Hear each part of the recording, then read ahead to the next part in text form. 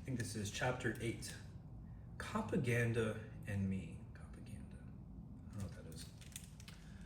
Cold open on two turban-wearing, machine-gun-toting guards opening a door to a secret room that looks like it smells of tobacco and sweat and evil. The room is host to a sinister cabal. Dictators, with their assorted villains from the 1980s sitting around a conference table, plotting to destroy democracy. It's a who's who of America's enemies. Gorbachev, Arafat, Gaddafi, Castro.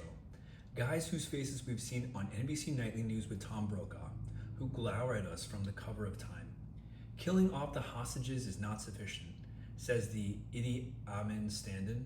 The Americans must be made to suffer. The Ayatollah Khomeini is ranting about how they must conceive of one ultimate terrorist act to end them all when a servant wearing a humble brown robe and a face covering robes comes over to pour him a cup of tea. Suddenly, the servant very deliberately scalds the Ayatollah's hand with a teapot. Oh shit. The servant rips off his disguise, and there he is. Detective Sergeant Frank Drebin, Leslie Nielsen of LAPD. The bumbling cop with the head of shining white hair who so often finds himself in extraordinary situations, and who just happens to be on vacation in Beirut.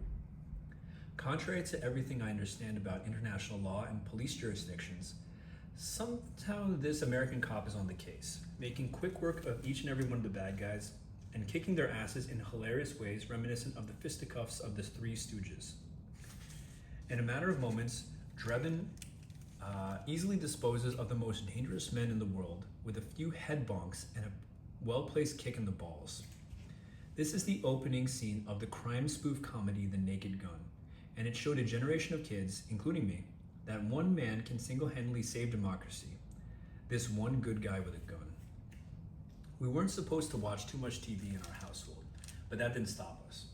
We were firmly in the era of TV rots your brain, before 24-hour cable news and long before smartphones and social media were invented. Before the internet, television was one of our primary tools for learning about how the world worked, what life was like outside of our middle-class suburban neighborhood. This was not too long after Don DeLillo published his 1985 suburban satirical masterpiece, White Noise, a critique of media consumption in contemporary American life, in which pop culture professor Murray J. Siskind, equal parts pretentious and insightful, says, "For most people, there are only two places in the world, where they live and their TV set. If anything happens on TV, we have every right to find it fascinating, whatever it is." We were too young to have read the book, but if we had, I know we would have agreed. Television was the center of our universe. My brothers are 5 years older than me, so as a child, I could never wrest the cable box from their greedy hands, and that was okay. While I squabbled for control of the remote, I was just happy to sit next to them on the couch and watch whatever they were watching. There were Saturday morning cartoons and the ads for sugary breakfast cereals that accompanied them, and after-school specials and 5 p.m. sitcom reruns, primetime TV shows, MTV to fill the gaps. Dad commandeered the TV at 6:30 every night to put on the news, the one thing that was ostensibly good for us to watch. And of course, there were the movies. Comedies that were broadcasted over and over again, which we would watch in different 20-minute chunks until we'd seen the whole thing many times. Like listening to a song on repeat, movies that were constantly being replayed on cable channels became ingrained in our consciousness by sheer osmosis. Aside from ending credits, information about the films we were watching wasn't readily available. When we wanted to remember the name of that one actor who played the best friend in that one movie, we had to flip through Dad's copy of Roger Ebert's Home Movie Companion to get answers. But by force of sheer repetition, what we were viewing could become part of us, bleeped out curse words and all. Some of the movies that were still a part of me: Weird Science, Mannequin, National Lampoon's Vacation, Gremlins, Can't Buy Me Love, Overboard. My brothers loved this zany comedy as much as I did, but they were also delighted by anything with a fight scene, anything with a villain with a dastardly plot, or a hero with a score to settle or a war to be won. They liked Dirty Harry, but that Clint Eastwood movie co-starring the orangutan was much more my speed. If my brothers were watching something really bloody, like a movie in the Rambo franchise, or too loud and cruel, like the reality TV series Cops, I would go to another room and read. I liked books too, it wasn't an either or. I like to get caught up in the narrative that took me outside of myself, as I think did they. So off, I'd go with my Babysitter's Club and Sweet Valley High. Later, I got into murder mysteries and various James Patterson series, which are the Sweet Valley High of police procedurals. Like Jessica and Elizabeth Wakefield, the twins of Sweet Valley High, my brothers Seth and Jay, look so much alike that people had trouble telling them apart. People asked them all the time whether I was able to tell the difference between them, as if I hadn't lived with them my entire life and understood on a gut level how they varied. But as we know from media representations throughout history, twinhood is one of the most complicated and intriguing of human relationships, a bond nearly supernatural in its potency. From Jacob and Esau to Tweedledee and Tweedledum, not to mention the double mint gum ladies.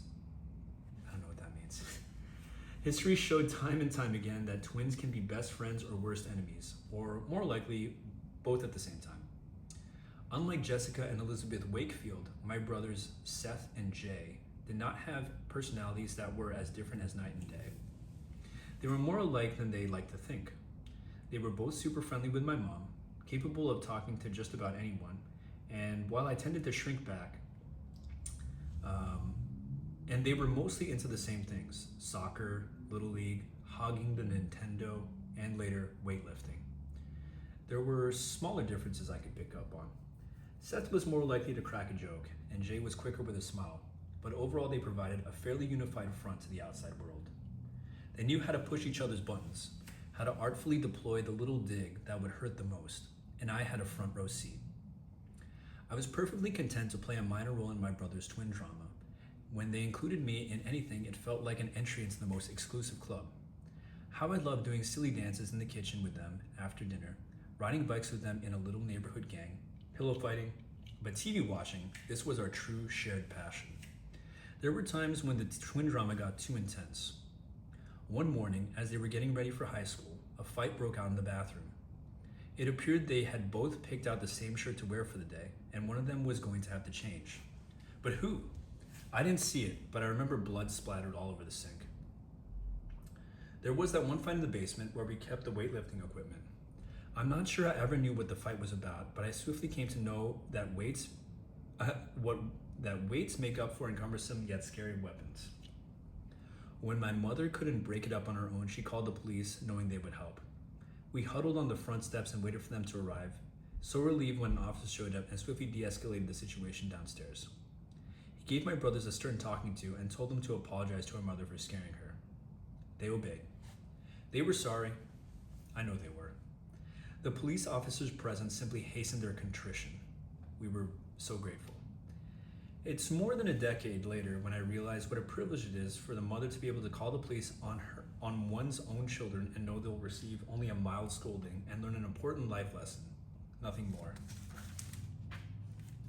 We watched so much TV about law enforcement that in the 1980s, I thought policing mostly involved slamming on the gas pedal and darting through busy intersections while suspenseful music played in the background. Car chases were as reliable a trope as the maverick officer with his own moral code mouthing off to his superiors, or the battle-scarred veteran who's seen it all and just wants to eat donuts and make it to retirement. The camera angle is everything, making it feel like you're doing the ride-along with a dashing and ballsy officer in excellent sunglasses, who will do anything to catch the bad guys and look cool doing it. Sirens blare, horns honk, tires skid, and suddenly you're zooming down a narrow back alley, hot on the heels of some bank robbers or drug dealers. Chips, an early 1980s series about two California Highway Patrol officers, adds a distinctive new twist to the genre. This time, the cops are on motorcycles. Now they're more lithe, more agile, more able to get up to even more trouble. Chips was my brother's favorite. They even had the Chips merchandise, 8-inch action figures of the show's two stars in their uniforms, with a model of a patrol motorbike sold separately, perfect for zooming around on the tile of our kitchen floor. My brothers, how they love to go very fast. Don't talk to strangers. Don't answer the doorbell if your parents aren't home. Don't get lured into any vans by strange men promising candy. Don't end up like children on the backs of milk cartons you read about while eating your sugary morning cereal, or like Dudley, Shavar Ross, in that one special episode of Different Strokes, where the kids come face to face with a pedophile. I don't know what that means. Have your parents check your Halloween candy to be sure one of your neighbors hasn't hidden a razor blade inside. Oh, to be a child of the stranger danger era. When suburban paranoia was at its peak, we were taught to be constantly on alert and not to trust any adults except people we already knew, and the cops. Every year, a couple of police officers would come to the school and give an assembly on safety. You should call the police if ever anyone is in danger, they said, or even if you just have a weird feeling about some grown-up who doesn't look quite right. The cops were the good guys. Everyone knew that. And the township cops really did always make me feel safe. It never even occurred to me that they could be villains.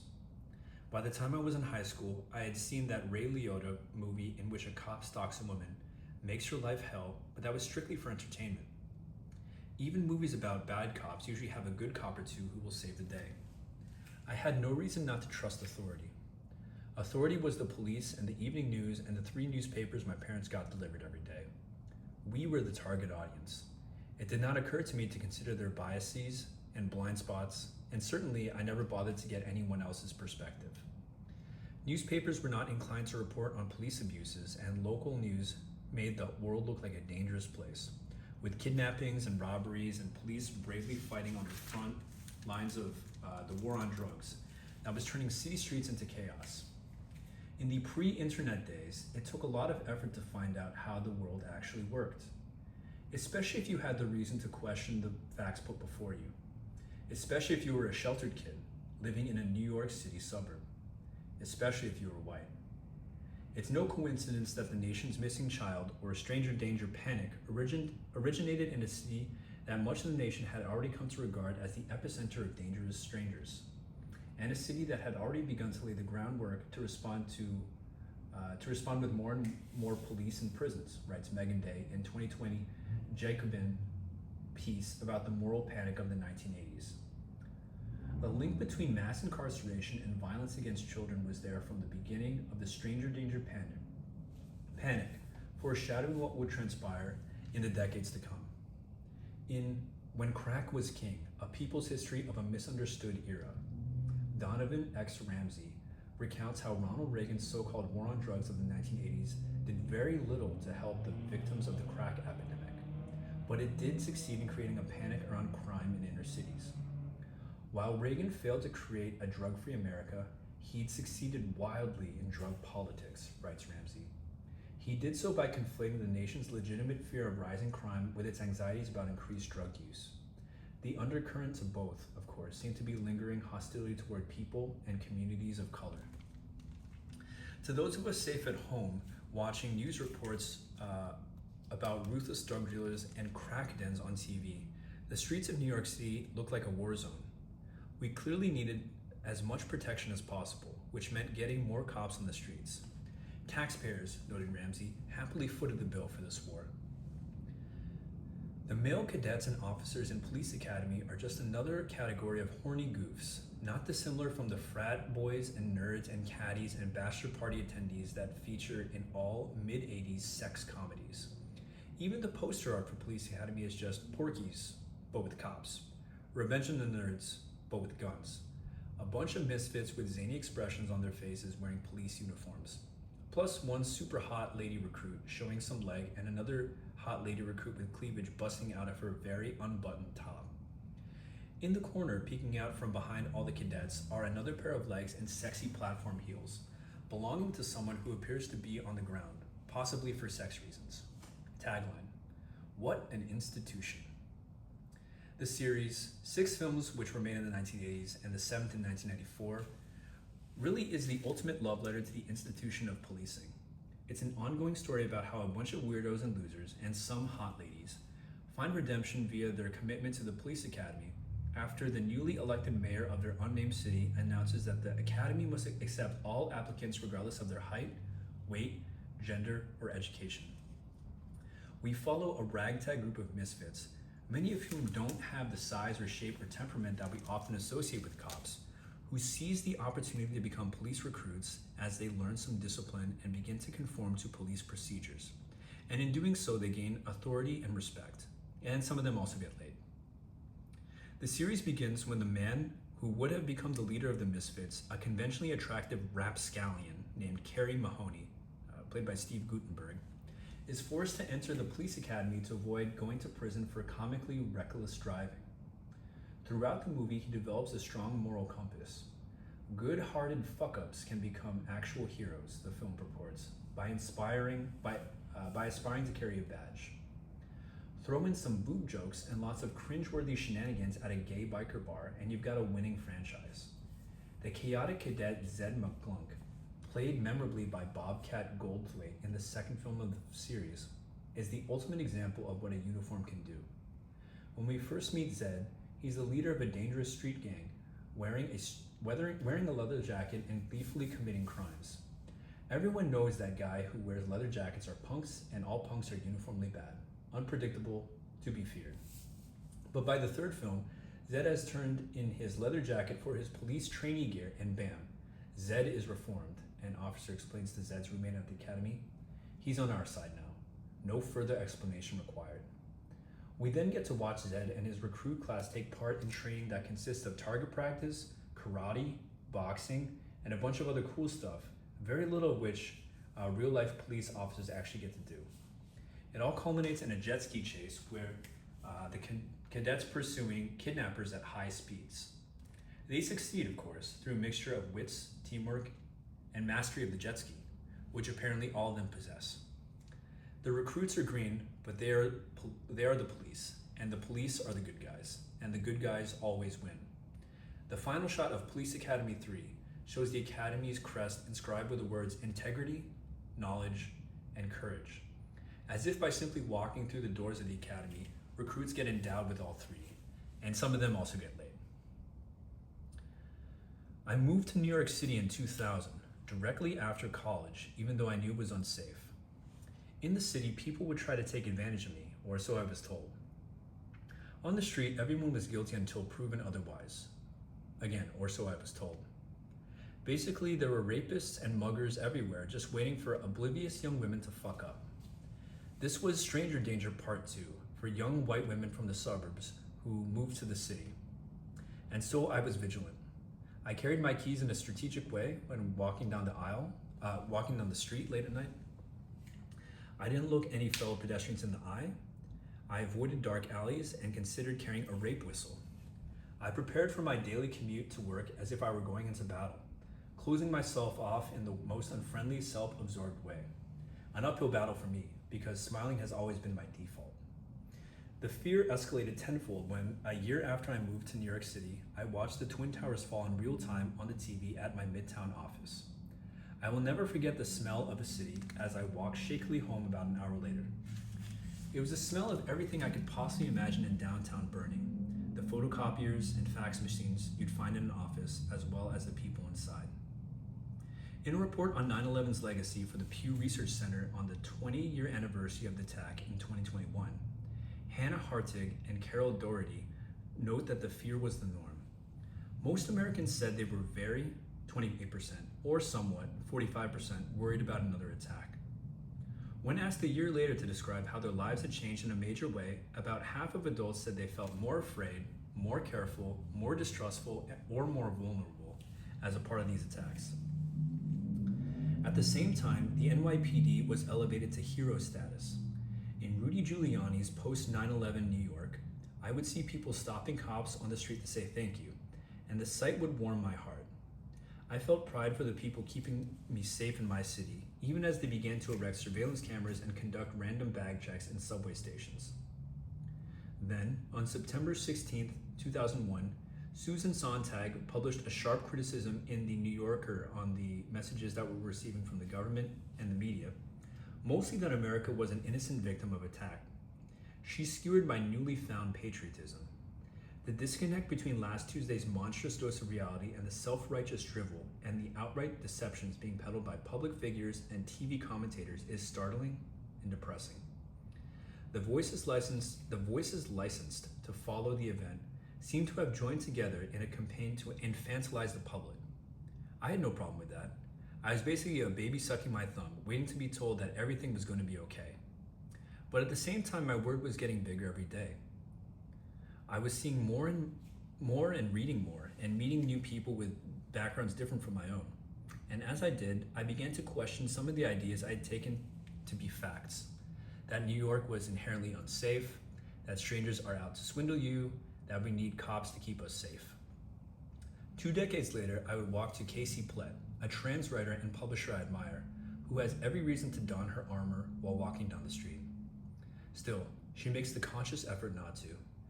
I doggedly believe that there is a balance that most of us know in our bones about a distinction between guardedness and openness. She told me in an interview about her 2023 book, On Community, which grapples with both the positive implications and the faults of the way we think about how we connect to other people. Plenty of people I know in my community who have survived some of the most awful things at the hands of strangers are also some of the kindest people I know to people they don't know. How much time I have wasted with my irrational fears. It never even occurred to me back in the early aughts that openness could be a choice, a life-affirming decision about the people around you that make every single morning before walking out the door, that there is a strength in trusting and taking care of one another, that such care could mitigate the conditions that beget crime. We know that in a society where everyone's needs are met, we would no longer be able to fear being able to pay for our healthcare, or losing our jobs and going hungry, or being hurt by desperate, disillusioned people. Write Kelly Hayes and Mariame Kaba in their 2023 book, Let This Radicalize You. Yet many of us accept the violence, limitations, and boundaries imposed by the system as though they were natural laws, inalterable, inevitable, and final, and view everyday people as an existential threat to control, contain, and manage. Let's take a quick break while I use the bathroom.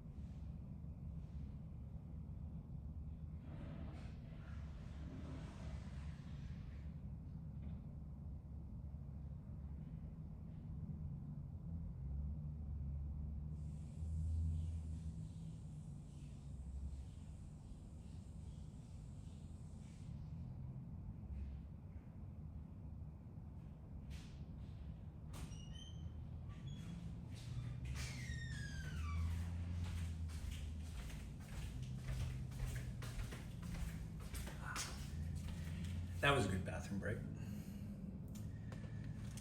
All right. Still have a little more of this chapter. Okay. Being deep undercover as a drug dealer in Miami in the 1980s involves living a lifestyle that you could never afford on a regular cop's salary. Fancy clothes, cool cars, fine dining, yachts. No matter how gritty the work is, no matter how much blood gets shed during shadowy dealings in the dark of the night, during the day, these Armani-clad cops live in a pastel world where the ocean sparkles and chicks on roller skates zoom by in string bikinis. Our heroes, Detective Sonny Crockett and Detective Rico Tubbs, speak often about how alienating their work is, how exhausting it is to constantly be playing a role. But they look so cool, it was hard to feel sorry for them. Miami Vice was glamorous and visually delightful, like a hyper-stylized music video that went on for 48 minutes each week. It made fashion icons out of the two cops, turning them into menswear gods, as Crockett, Don Johnson even got to wear a Rolex watch and keep an alligator as a pet. In my house, the policing profession has always been associated with power and authority and masculinity. But now there was an extra aspirational angle. I mean, did you see the Ferrari? Slowly, I became a real New Yorker, growing comfortable enough to trust myself and other people. I saw it every day rather than being on high alert all the time. It is a remarkably better way to live. And with that trust comes the ability to decide things for myself, to determine which lore about New York City was actually true. I saw very few roving gangs of criminals. None, actually. I saw street harassers who for sure made me feel discomfort in every single part of my body, but never truly unsafe. I saw unhoused people hassled by cops, and I saw subway fare evaders treated like violent criminals. I saw cops gather on the street outside my local bar at 4 a.m. when the drunk people trickled out, ostensibly to prevent fights, but most of the time they just talked to girls. On a Saturday night in 2008, I came home from a business trip at close to midnight, groggy and jet-lagged, to find crime scene tape surrounding my building. Before I can enter, a police officer checked my ID and asked whether I'd been noticing any disturbances in the building, anything off. Something was wrong, I understood, but other than letting me know that it was safe to go in, he wouldn't tell me anything more. I learned the next morning that a neighbor had been murdered by her boyfriend in the apartment. If I had been home, I might have overheard something during that gruesome, unthinkable night. I was glad I had been away. A few weeks later, I ran into the cop who stopped me in front of my building on the night of the murder. I was at my local bar, a place where I usually felt safe, and the bartenders knew my drink order. He aggressively hit on me, and I was disturbed how quickly he was able to go from protector to pursuer. I craved a feeling of security, of knowing someone out there was looking out for me, but it was nowhere to be found. I'd always loved to watch romantic thrillers, but this niche felt neither romantic nor thrilling. Only 3 months following, in December, 2 on-duty NYPD detectives were dispatched to help a drunk woman get into her home safely. She testified that she woke up in her apartment to being raped by one of the cops. The other one was on lookout duty. Both men were acquitted of rape in 2011, and the tabloid headlines were as victim-blamey as you might imagine. But I never again instinctively thought to call the police if ever there was trouble. I was so very lucky to have had reason to hold on to that illusion as long as I did.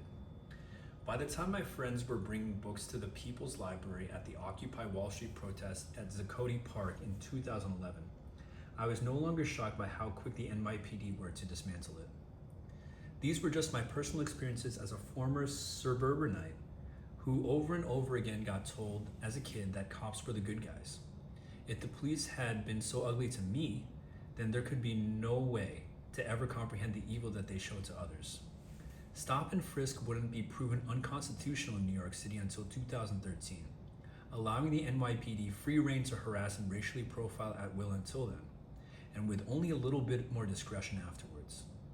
In 2023, the New York Times reported that NYPD anti-crime units were still stopping and searching people unlawfully, and almost all the civilians they targeted were people of color.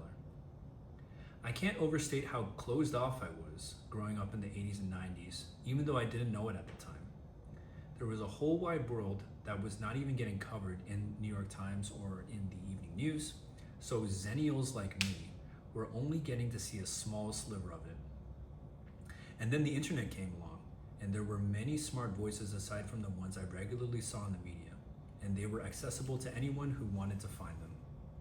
It's often difficult to recall in the post-Elon Musk era that for a moment in the aughts, social media became a tool not just for fucking around and for self-promotion, but for citizen journalism and activism. Twitter was vital. In the aftermath of the non-indictment of police officer Darren Wilson for the murder of Michael Brown in Ferguson, Missouri in 2014, writer and editor Janae Desmond Harris explained how social media changed the way the world saw the protests. It started with Brown's dead body lying in the street, she writes in Vox. It continued with shocking images of confrontations between protesters and an aggressive, militarized police force, as well as first-person accounts of abuse so dramatic as to be almost unbelievable. And so much of it was captured in photography and videos. This footage often didn't match what the big major news networks were showing, at least until some of the major players started using Twitter to find sources. We take so much media literacy for granted these days, but it was revelatory when I saw a tweet say directly comparing the headlines the news media uses when a person of color is the perpetrator or victim of a violent crime versus the ones they use for white people in similar situations. Or when a trusted Twitter follower broke down a newly published newspaper article line by line to fact check and to scrutinize the grammar and vocabulary. A true education in dehumanizing tactics, like when the passive voice is used, when trying to let the alleged perpetrator off the hook, versus when publications use actual verbs. Once you see it, it's everywhere. Babyface newbie cop Tom Hansen, played by Johnny Depp, nicknamed Handsome, gets no respect from the criminals he is supposed to be able to control, nor from members of the squad, a bunch of hardened veterans who don't have time to teach the kid how to gain authority. Hansen is so frustrated that he goes home from work and angrily plays the saxophone about it, which has very little bearing on the plot, but seems like an important 1980s detail to include. Luckily, Hansen has the perfect escape hatch. He gets recruited for a very special assignment headquartered at 21 Jump Street, where a team of young-looking cops go undercover as teenagers to fight crime and teach important lessons to the youth of the day, like don't do drugs or sell them. Usually, it's only adult actors who get to relive their youth by playing high schoolers on TV, but 21 Jump Street gives this magic power to cops as well. New York City during the early days of the pandemic were the scariest ones I'd ever known. Before COVID vaccines were available, it felt perilous to go anywhere at all. We could hear the sound of the ambulance sirens around the clock. The people working at the bodegas or stocking the grocery store shelves were literally risking their lives all day. And in the midst of all this devastation and conflict, the only people I regularly saw who did not wear masks while in public were the police officers patrolling the neighborhood. And it became so clear these people were not on the side of the community. And then George Floyd was murdered by police officers in the country, and the country was inflamed. The Black Lives Matter movement that had begun in Ferguson moved toward the streets. In tragedy, there was also solidarity, with protesters masked and motivated and taking care of one another. But with that brief wave of hope came new footage on Twitter every night of the NYPD acting like bad cops out of a Harvey Keitel flick. Cops harassing peaceful crowds, cops kettling activists, cops literally driving a car into a crowd of protesters. It was impossible to view the police as anything more than a right-wing institution that actively fought social progress. As thin blue line flags claiming to represent solidarity with law enforcement became a familiar sight at far-right actions, it became particularly difficult to separate xenophobia and general paranoia from the police officer brand. The guys I had grown up believing were fighting on the side of good had officially become the villains, or they were hanging out in clusters in the subway stations checking their phones. It only got worse when former NYPD officer Eric Adams was elected mayor of New York City in 2022 and began doling out a budget for the police that could sustain an entire country's military, $5.83 billion in 2023.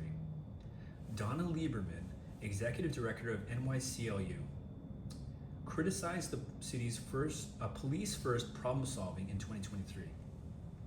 Adams' executive budget sees the NYPD as the driving solution for far too many of our city's most pressing needs. His budget fails to take a proactive approach to public safety and includes cuts that would make life worse for New Yorkers. It's more than disheartening to hear the city become increasingly militarized as education budgets are slashed and social programs lose funding, and city libraries can't afford to be open 7 days a week. In We Do This Till We Free Us, Abolitionist Organizing and Transforming Justice, organizer Mariam Kaba asks, what would the country look like if we had billions of extra dollars to spend on housing, food, and education for all? People like her, she says, who want to abolish prisons and police, envision a completely different version of society and safety. one that's built on cooperation instead of individualism, on mutual aid instead of self-preservation. My brothers grew up and became cops, both of them. Twin Jewish cops. I know this sounds like the premise for a bad joke, but trust me, I'm deadly serious. And as much as their matching career paths might sound like a winning formula for some 1980s buddy cop film, I'm relieved to tell you that no, they aren't partners, they've never policed at the same department or even in the same state. From the time we were small children, the news, entertainment media unceasingly told us that police would bravely save the day no matter what was wrong, and they would also look cool doing it. I don't want to put words in my brothers' mouths, but how could such depictions not be seductive, as if they could choose a career that was a straight path from being a hero every day and getting paid a decent wage with great benefits for it. It took me years and years to be deprogrammed, to look outside of my own personal experiences and my avid TV watching and begin to see something much uglier in its place. But I was once again as enamored with the badge as they were. We had gone our separate ways as we grew up. Not that we'd had a ton of similar interests even as children. I grew increasingly bookish. Eventually, I would get paid for reading and even for watching TV, as I'd often dreamed of as a child. My brothers, on the other hand, would get paid for actually doing the profession we'd so admired on TV.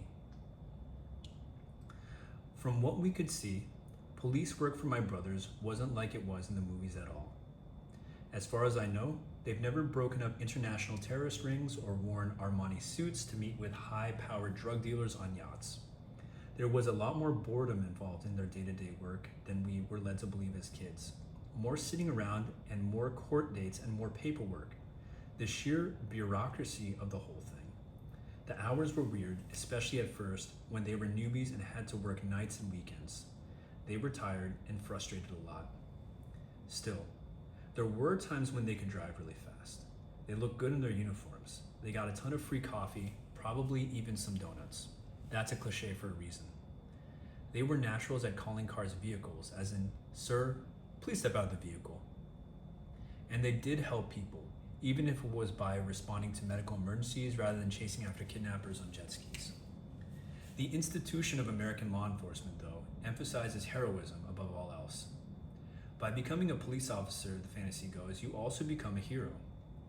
In The Atlantic, the former sheriff of King County, Washington, Sue Rahr, explains how much self-congratulation obscures so many less palatable truths.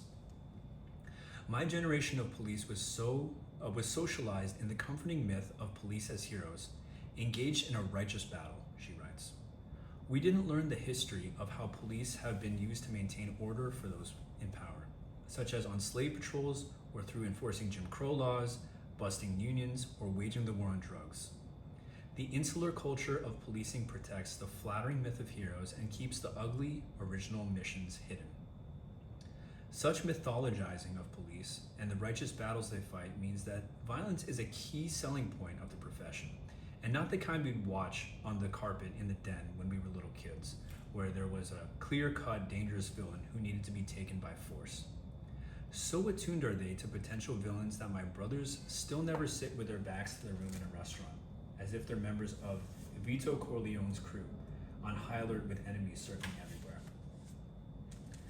In the wake of the Black Lives Matter movement, when I, like so many others, reevaluated my relationship with depictions of cops on TV, media emphasized police heroism above all else, feels omnipresent. Crime procedurals are seemingly as popular as ever, with gazillions of Law and Order and NCIS franchises. And there's also Paw Patrol, a popular animated children's show that I like to refer to as policing for babies. I don't bother with them, but I was addicted to Brooklyn Nine-Nine, the Fox sitcom, that was the first on-screen depiction of cops I'd actually seen that really reminded me of my brothers. The show starred Andy Samberg as Detective Jake Peralta, a charming and genial kind of doofus who clearly got into police work because as a child he, too, had watched too much TV and dreamed of one day saying, "Yippee-ki-yay, motherfucker," in a professional capacity. With the help of a charming and ethnically diverse array of lovable colleagues, Peralta brings down criminals in entirely bingeable 22-minute chunks. In 2018, before I and the rest of the world were ready, my friend, Northwestern journalism professor, author, and activist Stephen Thrasher tweeted about the particular dangers of shows like Brooklyn Nine-Nine, referring to it as interracial police buddy comedy meant to make white and black cops seem like your friendly neighborhood jokesters, and to culturally gentrify Brooklyn as sitcom fodder. As George Floyd's murder, the world began to take Thrasher's critiques more seriously. In a 2021 article titled "Cops Are Always the Main Characters," the TV critic Catherine Van Arendonk considers Brooklyn Nine-Nine anew. If anything, she writes, the show's lightness makes it even more effective way to generate empathy for the police, who come across as sweet, thoughtful people just trying to do their best. It sanitizes the police. This is why I love Brooklyn Nine-Nine so much, because it allowed me to pretend that my brothers were part of something good. Even the most well-intentioned cops are part of a system that is broken. Rosa Brooks, author of Tangled Up in Blue, Policing the American City, told a reporter for Vox that we give cops too many jobs. We expect them to be social workers and medics and mediators and mentors and warriors and counselors, and no one can be all of those things. Without proper assistance in place for the most weak and vulnerable among us, cops are set up to fail. Sometimes I like to fantasize about what life might be like if social workers got the same movie star main character treatment as cops do. Over the years, I've watched my brothers become more and more indoctrinated into the police mindset. We grew up in the same liberal household, but my brothers are now people who listen to conservative talk radio and complain about gangbangers and crime in general. Sometimes I think they don't believe me when I tell them that I feel safe in my neighborhood. I think they prefer to see New York as a lawless, scary place where violence could erupt at any moment. They've seen some shit they would have to believe, and that has informed their way of thinking. That the world is a dangerous place and that we must always be on guard, just as the shit I've seen has me veering in the opposite direction toward community and trying to take care of one another. I feel our common ground diminishing with each passing year, and I have learned to avoid discussing politics with them at all costs. I don't want to know to what extent our viewpoints have diverged, and yet I love them. My brothers are a part of me, and they are also part of a rotten system that no amount of propaganda can reform. My brothers and I have become such different people over the years, even if we share an escapist love of TV and films. But when I get up from the couch and look around, it's clear we need fewer aspiring heroes and more social safety nets for all. This kind of fantasy may be less adaptable for the screen, but the ending will be so much more satisfying.